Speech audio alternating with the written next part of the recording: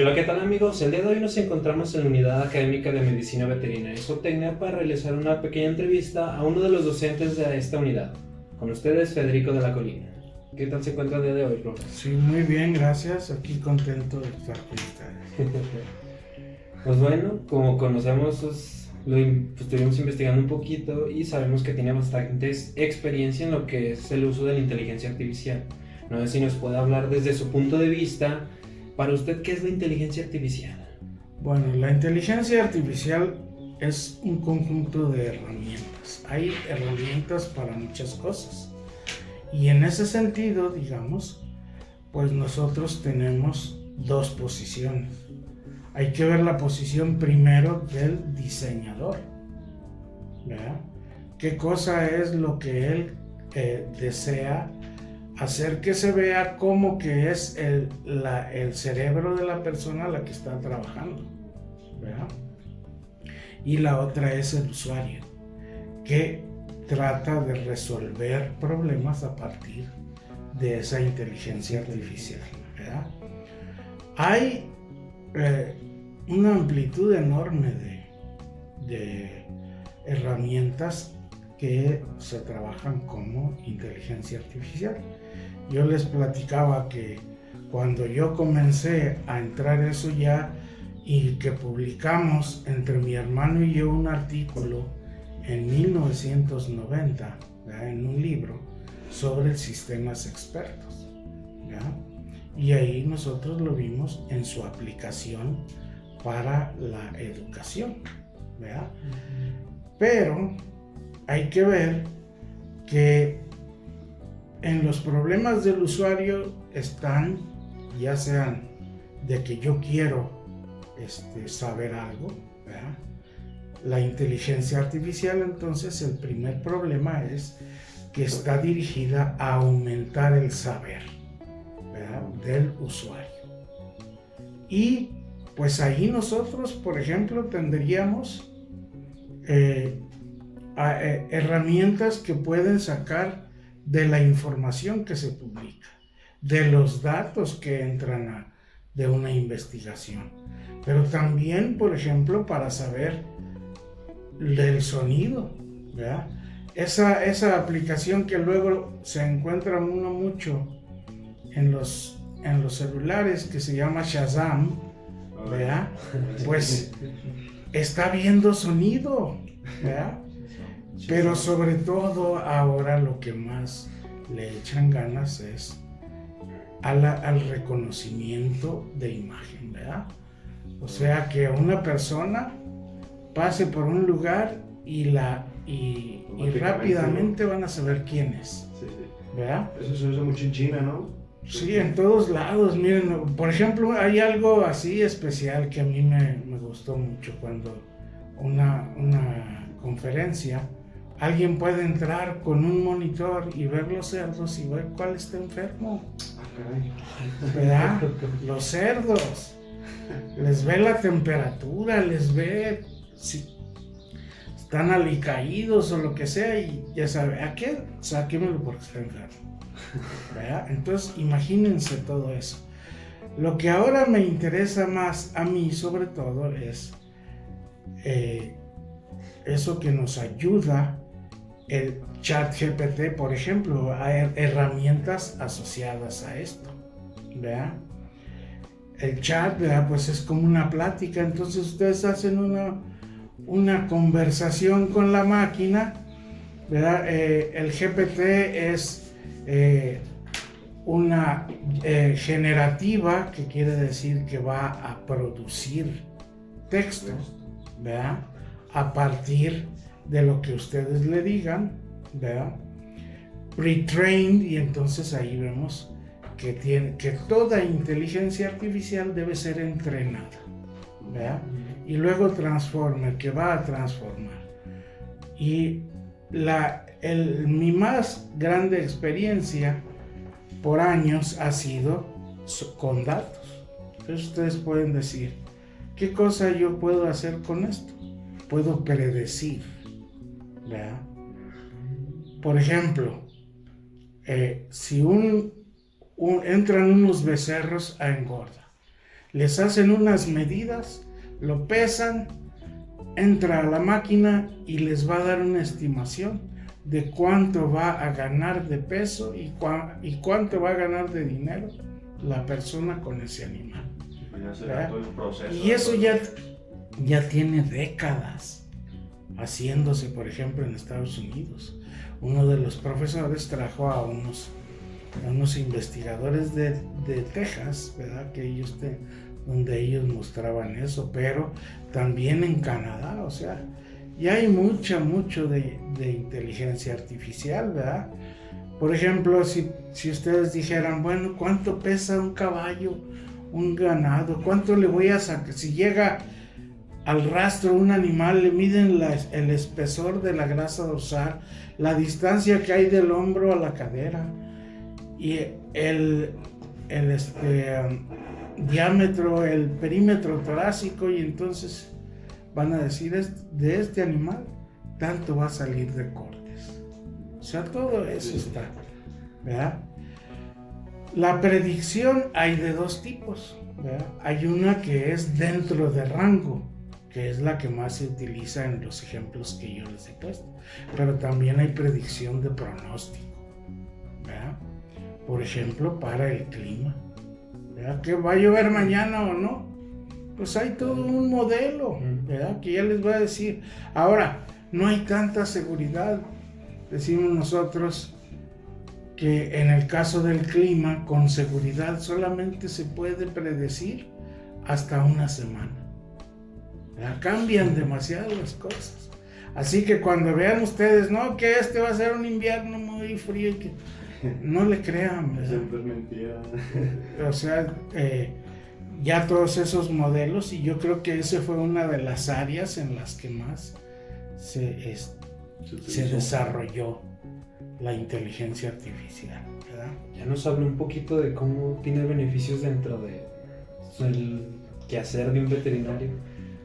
¿Qué ventajas nos podría decir que tiene aplicar este tipo de inteligencias en un ámbito educativo? Sí, yo les dije, aquí con la inteligencia artificial uno llega a mejorar su saber. Quiero que haya una diferencia entre saber y conocer, que es una ventaja que en español tenemos sobre el inglés, ¿verdad? Nosotros tenemos esos dos verbos, conocer y saber. En inglés es un solo verbo que se llama know, ¿verdad? Y knowledge para ellos puede ser conocimiento y saber, pero para nosotros tenemos la palabra saber. Y el conocer es el proceso. El conocimiento es ese proceso con el cual acrecienta uno su saber.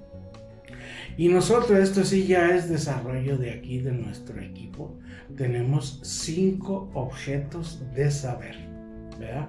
Las definiciones, las descripciones, explicaciones, justificaciones y narraciones.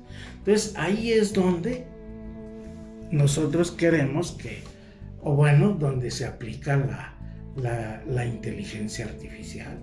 Con mis alumnos, como por ejemplo con ellos, yo les digo, a ver, pregúntenle a la inteligencia artificial, ¿verdad?, que me defina esto. Y ellos lo hacen, ¿verdad? Ahora hay 2 tipos de definición y hay una que es cómo la maneja uno, ¿verdad? O sea, hay definición por extensión y por comprensión. Y luego, si uno escribe algo, uno tiene la libertad de definir ese algo, ¿verdad? A eso se le llama estipulación. Entonces, alguien estipula, por ejemplo, para mí, la asepsia va a ser esto, ¿verdad? Entonces, hay una que uno le puede preguntar a una máquina, que al chat GPT, por ejemplo, defíneme tal cosa. Pero otra es que tú puedes decir, bueno, según este artículo, y mandas ahí el texto de ese artículo, según este artículo, ¿qué es esto? ¿Verdad? Entonces ustedes pueden ir juntando artículos y decir, bueno, según este artículo, el caballo es esto. o el tétanos es esto, ¿verdad? Entonces, eso es para definición. La definición implica que todos podamos conocer algo o estar de acuerdo en qué es algo, ¿verdad? Ahora, la descripción, que ustedes pueden describir desde objetos, procesos, situaciones, ¿verdad? Entonces, ahí, por ejemplo, entra también la imagen, ¿verdad? Dice, el otro día estábamos nosotros, les ponen una tarea, les mandan una imagen, ¿verdad? Y entonces a partir de esa imagen, ¿qué estamos viendo? Ahí lo hicimos, ¿verdad? Y ahí se veía el estómago, creo que era de un cerdo, ¿verdad? Se ven sus costillas y todo, y ¿cómo te diré? La imagen que están metiendo ahí describe todo. Ahora, uno le puede ir dando además algunas indicaciones, ¿verdad? Es como comentabas de irlo entrenando, ¿no? Poco a poco. Sí, o sea, siempre entrena, ¿verdad? Hay 3 aspectos. Primero es entrenar, luego probar y por último validar. Esos son los pasos de cualquier inteligencia artificial, ¿verdad? Ahora va a haber muchísimos métodos.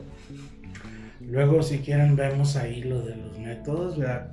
Nosotros pues trabajamos más con datos, ¿verdad? Pero ahora estoy empezando a trabajar más en la teoría, ahora que hay el ChatGPT, ¿verdad? Entonces, ustedes tienen la parte de descripción, pero también pueden describir a partir de sonidos. Uno de los cursos que yo tomé, había un señor que decía, bueno, yo tengo este modelo, y era el modelo matemático, y podía poner 2 o 3 micrófonos en una sala y dejar a la gente que hablara, y a partir de esa inteligencia artificial, ¿verdad? Hablaran así a cualquier momento, podía sacar qué estaba hablando cada quien, ¿verdad? Así que imagínense ustedes para cuestiones de espía, ¿verdad? O sea, no, güey, y hablamos y todo. Ahora, son capaces de que si se está hablando en código, la inteligencia artificial también va a permitir que diga, no, pues este dijo esto y esto que está diciendo es peligroso, ¿verdad? Ahora, la explicación. Aquí sí tenemos nosotros una pequeña desventaja con el inglés. Para nosotros hay 2 explicaciones que deben decirse con el mismo verbo, que es explicar. Para ellos tienen, por ejemplo, explain y explicate, ¿verdad? Ahora, explain es saber por qué hay un estado actual, ¿verdad? Por ejemplo, ¿por qué se extinguieron los dinosaurios? ¿Verdad? Esa es una explicación de explain. Y la otra, explicate, ¿verdad? Que puede ser hasta la traducción. O sea, si ustedes van a llegar con el productor, ¿verdad? O con el cliente, y le van a decir acerca de su animal, tienen que traducir el lenguaje del veterinario, que es más científico, más técnico, a la forma en que el más simple, ¿verdad? Que pueda entenderlo. Para que el cliente haga lo que uno le dice. Miren, es que su perro lo que pasa es que se fracturó, y esta fractura hizo que se pinchara el pulmón o lo que sea, ¿verdad? Entonces ustedes utilizan ese lenguaje para hablar con él, mientras que se va a hablar entre los médicos, y uno, para poder atacar eso, va a pensar en un idioma más técnico, ¿verdad? En un lenguaje más técnico. Entonces ese es el otro tipo de explicación. Ahora, ¿cuál es una de las cosas más importantes de la explicación para un veterinario? El diagnóstico, ¿verdad?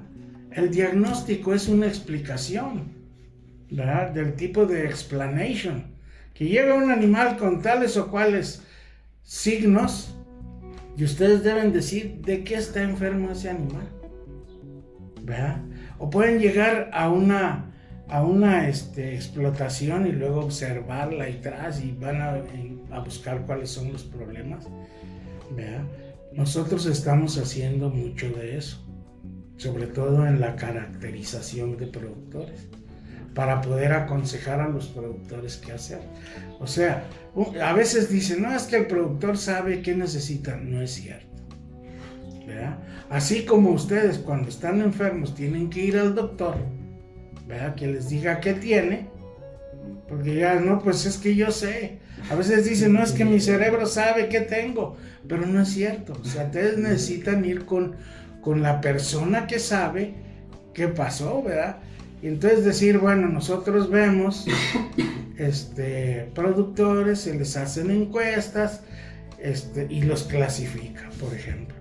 Y aquí tenemos productores que necesitan invertir en esto, aquí están perdiendo, necesitan gastar menos en esto, necesitan a lo mejor un curso. Aquí la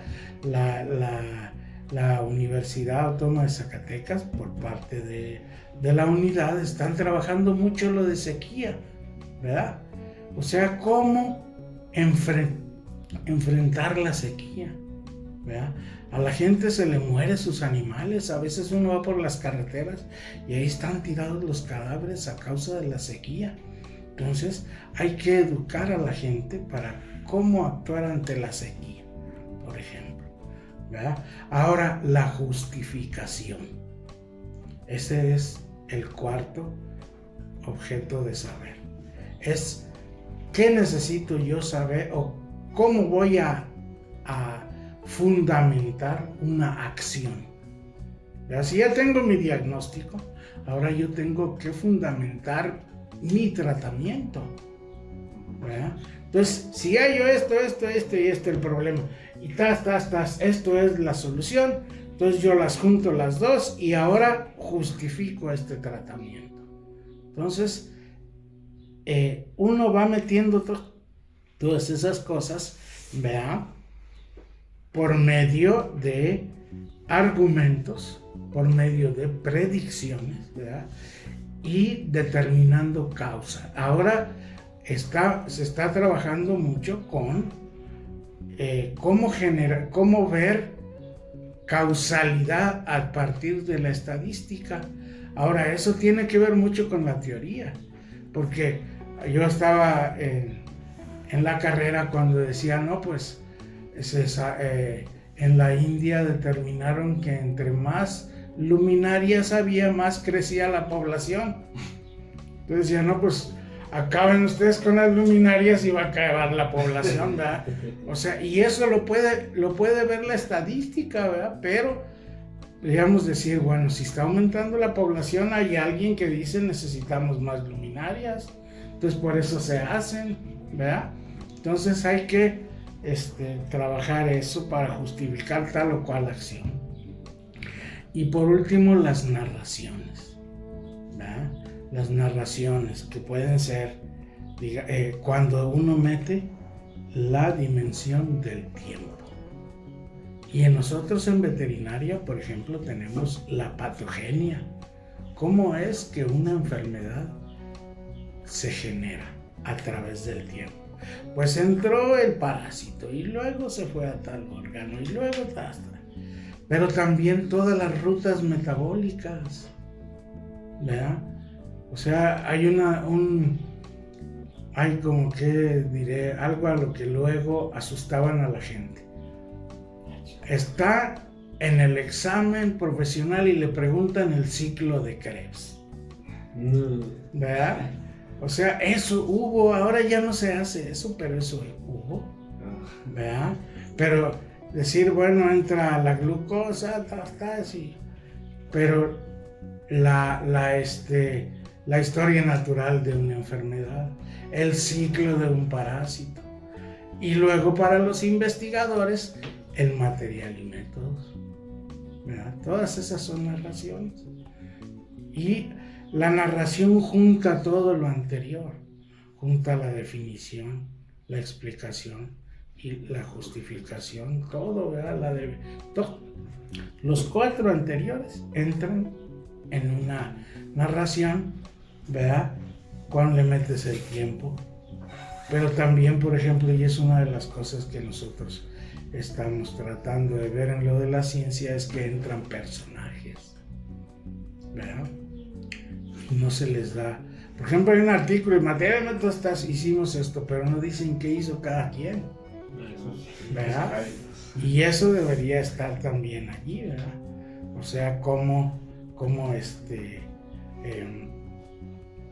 darle crédito al que, por ejemplo, estuvo en el laboratorio, al que estuvo recogiendo los datos, al que hizo un análisis estadístico, ¿verdad? Además, ¿verdad? Nosotros checaríamos que pueden ser crónicas o pueden ser hasta todavía imaginarias. O sea, si ustedes se imaginan hacer un experimento o lo que sea, primero se plantean y hacen su historia en su cabeza y luego la llevan a cabo, ¿verdad? Entonces, todas esas cosas les ayuda. Yo hice un experimento con la inteligencia artificial. Les dije, hazme una historia sobre una operación de ovario y histerectomía. Van a trabajar fulano con tal papel, ¿verdad? Que ustedes van a llevar cirugía, que es el cirujano, el ayudante, el instrumentista, el anestesiólogo y el circulante. Estos tienen ese nombre. Y luego están todo muy bien y de repente corta la arteria renal, ¿verdad? Por ejemplo, y entonces se le escapa y luego lo resuelve. Y yo le di nada más así un parrafito y le digo, hazme una historia acerca de eso. Y no, hombre, fantástico, fantástico, ¿verdad? Y en una de esas, yo primero dije una que todo saliera bien y otro en el que surgía ese accidente, ¿verdad? Ustedes pueden plantearse hacer historias, ¿verdad? Dije, bueno, pues yo quiero hacer un experimento sobre alimentación. Quiero que me hagas una historia donde yo voy a meter, ¿verdad?, aleatoriamente seleccionados 5 grupos y a estos grupos les voy a dar tales y cuales dietas, ¿verdad? Y una pregunta que también es importante meter en el podcast. Queremos saber a su punto de vista cómo la inteligencia artificial puede ayudar a los alumnos como con deficiencias para el aprendizaje. Pues sí, o sea, yo creo que tiene la inteligencia artificial está no solamente en lo que ustedes aprendan, sino que cuando ustedes aprenden o se desarrollan, ¿verdad? Ustedes mejoran en esas acciones, ¿verdad? Yo digo que una herramienta tiene tres valores, ¿verdad? Uno es que obtienes con él lo que necesitas. Segundo, que conoces el objeto con el que al que estás transformando. Y tercero, que dominas la actividad en la que participas. Entonces, todo eso, imagínense, o sea, ustedes están entrando con una herramienta nueva, ¿verdad? Y esa herramienta los va guiando, ¿verdad? Entonces, por ejemplo, yo puedo decir, a mí me gusta mucho hacer ejemplos porque me gusta la cocina, pero tiene un cuchillo, ¿verdad? Entonces decir, bueno, yo tengo este cuchillo y con este voy a cortar esta carne o estos vegetales y tal.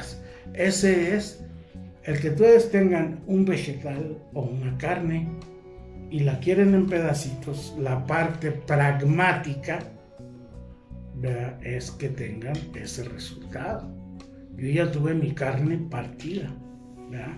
Luego hay una parte, un valor epistémico, ¿verdad? Que es conocer, la parte de conocer cómo es eso, que yo adquiero saber acerca de esa carne, ¿verdad? Por ejemplo, cuando veo esta carne y la corto, yo estoy aprendiendo que esa es una carne dura, ¿verdad? Y por otro lado, el valor heurístico. El valor heurístico es cómo dominas la actividad, ¿verdad? Todo lo demás, ¿verdad? Que si tienes el lugar donde partes, que si dónde está la carne, que si cómo le gusta a la gente a la que le vas a servir. Entonces imagínate, o sea, todo eso a la gente que tenga dificultad, ¿verdad?, de conocer, pues lo va nutriendo de conocimiento. Y nosotros estamos convencidos que la acción, ¿verdad? Y aquí, por ejemplo, yo creo que ustedes lo pueden constatar, ¿verdad? Es que todo lo que hagan ustedes los forma. Y si ustedes están nada más en un salón sentados escuchando a un profesor, pues no es lo mismo que ustedes estuvieran trabajando en lo que les dice el profesor como definición, por ejemplo. Por eso les digo yo, no van a ir a un libro y busquen y ahí está la definición y a la hora del examen esa definición la ponen ahí, no. ¿Verdad? Ustedes producen su definición. ¿Verdad? Entenderla, o sea, bueno, otra pregunta que le queremos hacer es cómo usted cree que los profesores pueden aplicar la inteligencia artificial para aplicarlo en la educación. Sí, miren, una de las cosas que aquí nosotros le decimos un programa, ¿verdad?, educativo. En inglés le dicen sílabas. Entonces ustedes le pueden poner así, hazme un programa de tal materia, ¿verdad? Y le dices, quisiera que vieran tales o tales temas. Entonces te lo hace el programa. Tú le puedes decir, para tantos estudiantes, cuento con un proyector, cuento con un tal o cual cosa, cuento con una computadora y lo quiero ver, digamos, como conferencia o lo quiero hacer como taller. Y eso, primero ahí, ¿verdad? O sea, puede sacar todo el programa como tal, ¿verdad?, para decir, este es mi programa de materia. Les puede decir hasta qué literatura pueden recomendar a los estudiantes. Sí, pues ya hasta lo puede hacer más eficientes, ¿verdad? Sí, o sea, y puede, no sé, ¿verdad? Ustedes le pueden decir, quiero que me busques imágenes de tal cosa para ponerlas ahí. O en el chat GPT, el 4, ¿verdad?, que yo le pongo a veces, hazme una imagen caricaturesca de tal cosa y tal, la genera y así no tienen que pagar por el derecho a utilizar esa imagen, ¿verdad? Entonces, desde ahí. Pero ustedes pueden hasta orientarlo, ¿verdad? Por ejemplo, ¿qué ejercicios les pongo para que me puedan? Por ejemplo, para mí la estadística es lo importante, ¿verdad? ¿Qué ejercicios les puedo poner a mis estudiantes para que aprendan modelización? ¿Verdad? Y para decir hasta qué software utilizar, ¿verdad? Porque ahora estadísticas sin utilizar software, pues ya no van a aprender los estudiantes lo que deben, ¿verdad? Los vas a dejar cojos, ¿verdad? Entonces, todo lo del curso, hasta la evaluación podrían hacerla, ¿verdad? Si dice, con todo eso de las encuestas y aquí hasta que Google lo hace, pero yo trabajo más con R, ¿verdad? Pueden analizarles los exámenes, ¿verdad? Yo estoy en contra de los exámenes, pero entonces podrían decir, bueno, pues si me tiene que dar este producto y este producto entonces da tales resultados, entra a la máquina, los tiene o no y pum, sale la calificación, ¿verdad? Profe, ¿y usted cómo considera que los estudiantes puedan llevar de la mano la inteligencia artificial. Lo digo desde un punto de vista ya que muchos estudiantes solamente buscan lo que ocupan y no leen, no procesan nada, no aprenden. O también hay inteligencias artificiales que pues les hacen el trabajo y ya no aprenden nada. Sí, o sea, ahí lo que yo creo súper importante es que el profesor debe estar al lado del alumno, ¿verdad? Porque no solamente eso, o sea, por ejemplo, hay gente que dice, no, pues yo necesito hacer un trabajo, digamos, sobre economía de la granja lechera. ¿Ya? Yo puedo poner, búscame una monografía sobre esto, y el profesor se la entrego y ya. Sin leerla. ¿Verdad? O sea, ahí no necesito inteligencia artificial, ¿verdad? O sea, puedes hacer desde eso. Pero ¿qué cosa es lo que tiene que estar el profesor? Debe estar en cada momento del proceso. Y ustedes lo han experimentado conmigo, ¿verdad? Primero les digo, tráiganme busquen artículos sobre tal cosa. Y ahora lo vemos y sacamos los abstracts. Y ahora vemos y sacamos definiciones. Todo así. El profesor debe estar allí, ¿verdad? Así se da cuenta de si lo engañan o no, ¿verdad? Entonces, para nosotros, el acompañamiento es súper importante. Yo no les dejo tareas, ¿verdad? Yo voy a ayudarlos ahí. El proceso es estar ahí con ellos. Ahora, todavía alguno podría decir, bueno, pues es que yo dejo que entre otro de los muchachos ahí que no hizo nada, ¿verdad? A mi trabajo, pues no se puede, ¿verdad? Porque yo estoy viendo, aquí me llega, este es mi artículo, ¿verdad? Entonces, yo sí los digo que se ayuden de la inteligencia artificial para analizar ese artículo, ¿verdad? Y entonces ustedes lo van integrando. ¿Cómo lo han estado integrando? Primero utilizan Obsidian, ¿verdad? Entonces, allí están produciendo su banco de saber. Obsidian es un programa excelente para producir los bancos de saber. Y eso sí es un programa que se inventó en 2020 con la pandemia, ¿verdad? Y ahorita ha surgido enormemente. Yo le decía ahorita a Manuel, ¿verdad? Que ya sacaron un plugin que junta el ChatGPT con Obsidian. Todavía no lo instalo, lo voy a instalar, pero ustedes pueden muy bien luego sacarle provecho, ¿verdad? Ahora, un estudiante debería traer aquí su inteligencia artificial en el celular.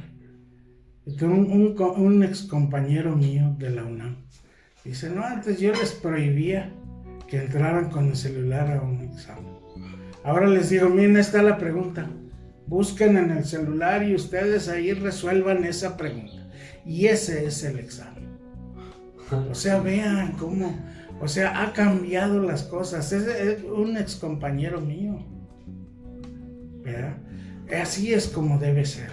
Yo pongo como ejemplo también a mi hija cuando mi suegro él murió de cáncer de pulmón, entonces íbamos con el doctor y el doctor decía, no, pues se le va a recetar tal cosa y va a ir a la quimioterapia y todo, etcétera. Y entonces ella luego en el celular, y ya viendo qué es lo que va a pasar y todo, ¿verdad? Eso tiene uno que hacerlo, ¿verdad?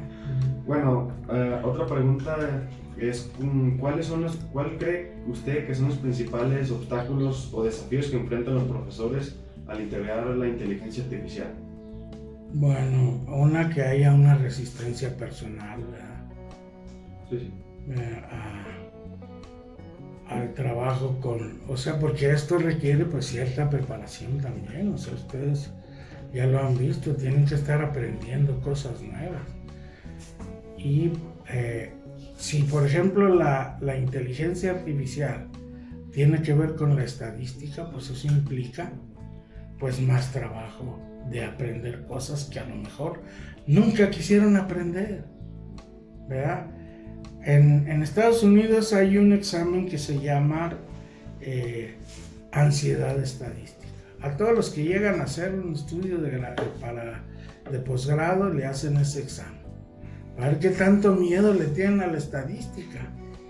Pero yo acá con mis alumnos les digo, no, es que no tienen que preocuparse, ¿verdad? La estadística es una herramienta, y ahora con todo lo que hay, pues la hacen más suavecita, ¿verdad? De repente llegan ya alumnos que van un poco más adelante y entonces me dicen, no, pues es que tengo que interpretar aquí qué cosa es una razón de momios, ¿verdad? O odds ratio para tal o cual experimento que viene aquí. Quiero saber qué onda, entonces ahí trabajamos, ¿verdad? O sea, la inteligencia artificial pues nos puede ayudar a conocer todo eso. O sea, piensen siempre en los 5 objetos de saber, ¿verdad? Y cómo yo los puedo producir, ¿verdad? Entonces, ya como punto final, a su visión personal, ¿qué futuro le ve el uso de la inteligencia artificial en la educación? ¿Qué futuro podría tener? Pues yo creo que va a surgir, bueno, va a incrementar, ¿verdad? Y ahorita en muchas cosas iba muy avanzada y en otras está empezando a surgir, ¿verdad? Tengo un amigo que yo le ayudé en algunas cosas para su doctorado en España, y él, que es un poco, es crítico por decirlo así, entonces él dice, no, pues y me manda un video donde ven la cuestión de quién va a dominar en la inteligencia artificial, porque ahorita hay pleito entre las empresas, ¿verdad? Pero yo le digo, conforme la gente más domine la inteligencia artificial en su producción, menos va a ser el impacto. O sea, antes eran 2 o 3 programas de estadística los que dominaban el SAS, el SPSS. Yo trabajé uno con el que se llama BASIS de la Burroughs. Entonces ellos controlaban todo. Ahora existe R, es gratuito, ¿verdad? Yo creo que ese va a ser el futuro, ¿verdad? Obsidian es gratuito. El POSIT pueden ustedes trabajarlo gratuitamente, ¿verdad? Que está ahí el RStudio y todo. Yo les digo, esas cosas van a permear en todos los ámbitos de la inteligencia artificial. Por ejemplo, ahorita hay mucho para investigadores que es gratuito. Por ejemplo, hay uno que se llama Research Rabbit y otro que se llama SciSpace, ¿verdad? Que son gratuitos y le permiten a uno traerse todos los artículos que quiera, ¿verdad? O buscarlos. Y luego está el SciHub, que permite a uno bajarlos sin pagar. No, profe, pues muchas gracias por prestarnos. No, al contrario, tiempo. a mí además, digamos que hay cosas que yo hubiera querido ya decir desde antes, ¿verdad? Ojalá y que este video tenga pues cierta reproducción y también nos conozcan por eso en otros lugares. Muchas gracias, profe. Gracias, profe, por su Y ojalá y que sí les haya gustado. Ah, Sí, pues, profe, sí. Muy interesante. ¿Cómo pensaba usted de la inteligencia artificial? Bueno. Sí,